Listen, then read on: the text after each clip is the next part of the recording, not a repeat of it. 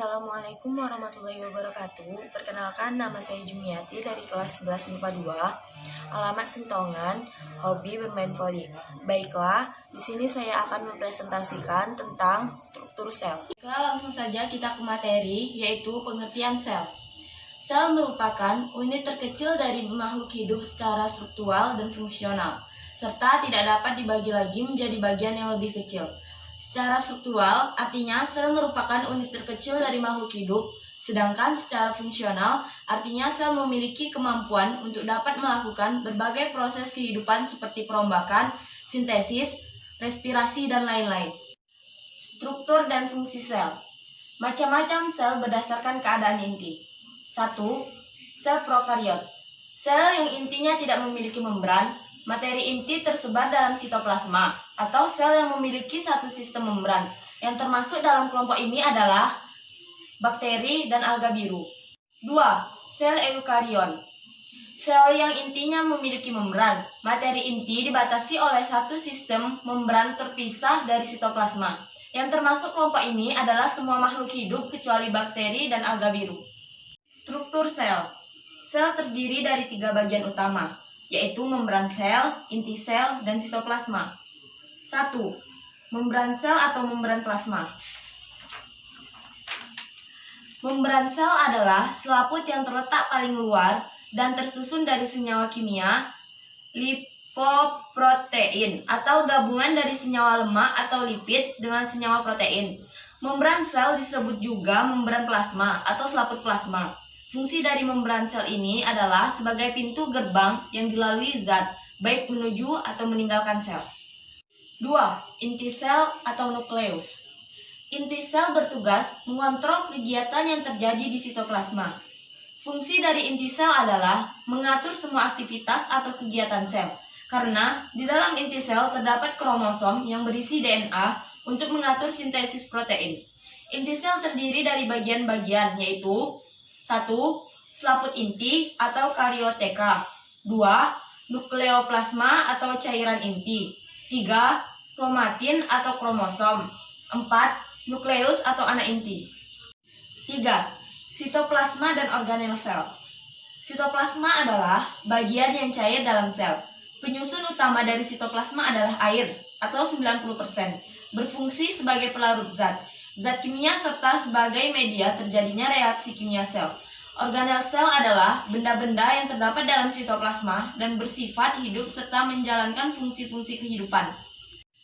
2. Retikulum endoplasma adalah struktur berbentuk benang-benang yang bermuara di inti sel. Dikenal 2 jenis retikulum endoplasma, yaitu retikulum endoplasma granuler atau retikulum kasar. Yang kedua, retikulum endoplasma agranuler atau retikulum halus.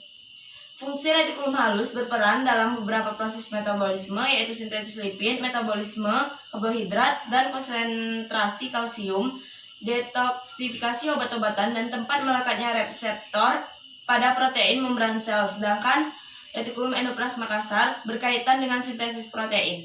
3. Mitokondria. Fungsi mitokondria adalah sebagai pusat respirasi seluler yang menghasilkan banyak energi ATP. Mitokondria tersusun atas 2 membran, yaitu membran luar bersifat permeabel terhadap molekul-molekul kecil.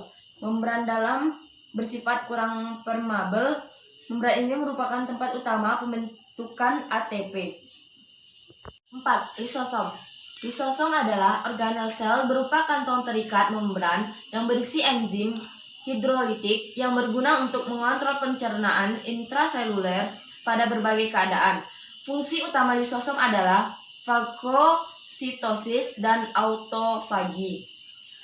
Proses autofagi digunakan untuk pembuangan dan degradasi bagian sel sendiri, seperti orang anel yang tidak berfungsi lagi. Fagositosis merupakan proses pemasukan partikel berukuran besar dan mikroorganisme seperti bakteri dan virus ke dalam sel.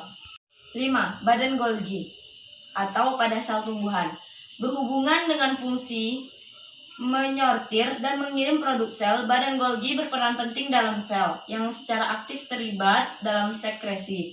Beberapa fungsi badan Golgi antara lain: 1. Membentuk kantung atau vesikula untuk sekresi. 2. Membentuk membran plasma. 3. Membentuk dinding sel tumbuhan. 4. Dapat membentuk akrosom pada spermatozoa yang berisi enzim untuk mencegah dinding sel telur dan pembentukan lisosom. 6. Sentrosom atau sentriol. Berbentuk bintang. Terletak di dekat inti sel, berfungsi dalam pembelahan sel. 7. Plastida berperan dalam fotosintesis. Plastida adalah bagian dari sel yang bisa ditemui pada alga dan tumbuhan atau kingdom plantae. Dikenal 3 jenis plastida, yaitu leukoplas berwarna putih berfungsi sebagai penyimpanan makanan. 2. Kloroplas. Plastida berwarna hijau berfungsi menghasilkan klorofil dan sebagai tempat berlangsungnya fotosintesis.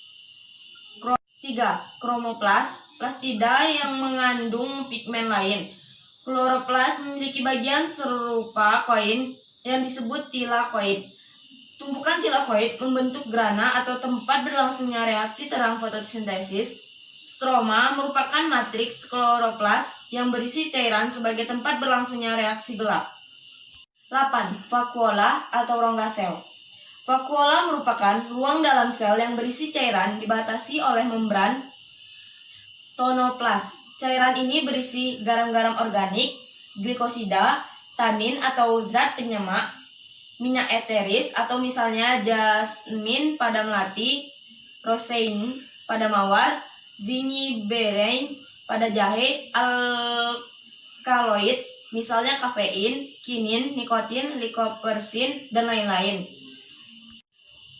Vakuola ditemukan pada sel tumbuhan namun tidak dijumpai pada sel hewan dan bakteri kecuali pada hewan uniseluler tingkat rendah. Fungsi vakuola adalah 1. Memelihara tekanan osmotik. 2. Penyimpanan hasil sintesa berupa glikogen, fenol, dan lain-lain. 3. Mengadakan sirkulasi zat dalam sel. 9. Mikrotubulus berfungsi untuk mempertahankan bentuk sel dan sebagai rangka sel. Selain itu, mikrotubulus berguna dalam pembentukan sentriol, flagella, dan silia. 10. Mikrofilamen terbentuk dari komponen utamanya yaitu protein aktin dan misin. Atau seperti pada otot, mikrolamen berperan dalam pergerakan sel. 11. Peroksisom atau badan mikro senantiasa berasosiasi dengan organel lain dan banyak mengandung enzim oksidase dan katalase atau banyak disimpan dalam sel-sel hati. Transport molekul melalui membran. Transport pasif adalah transport yang tidak memerlukan energi meliputi 1. Difusi. Perpindahan zat padat cair dan gas dari larutan konsentrasi tinggi atau hipertonis ke larutan dengan konsentrasi rendah atau hipotenis. Setiap zat akan berdifusi menuruni gradien konsentrasinya. Hasil dari difusi adalah konsentrasi yang sama antara larutan tersebut dinamakan isotonis. 2. Difusi terfasilitasi. Proses difusi dengan bantuan protein transport. Protein transport merupakan protein khusus yang menyediakan suatu ikatan baik di molekul yang sedang bergerak. 3. Osmosis. Perpindahan pelarut atau air melalui selaput semi-permeabel dari larutan hipotenis ke larutan hipertonis. 2. Transport aktif adalah transport yang melalui membran dengan melawan gradien konsentrasi menggunakan energi ATP. Transport aktif membutuhkan bantuan dari beberapa protein. Contoh protein yang terlibat dalam transport aktif ialah channel protein dan carrier protein serta inofor. Contoh transport aktif adalah transport NAK. Endositosis dan eksositosis.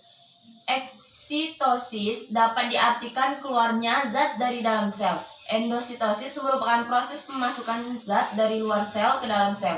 Endositosis memiliki 2 macam bentuk yaitu pinositosis dan fagositosis. Pinositosis atau pino sama dengan minum merupakan proses pemasukan zat ke dalam sel yang berupa cairan. Fagositosis atau makanan merupakan pemasukan zat padat atau sel lainnya ke dalam tubuh sel. Sintesis protein. Tahap sintesis protein. 1. Transkripsi.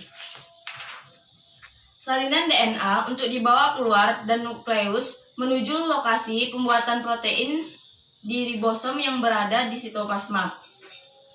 1. Sintesis protein diatur oleh DNA di dalam inti sel. 2. Kode genetik DNA disalin oleh mRNA atau RNA messenger.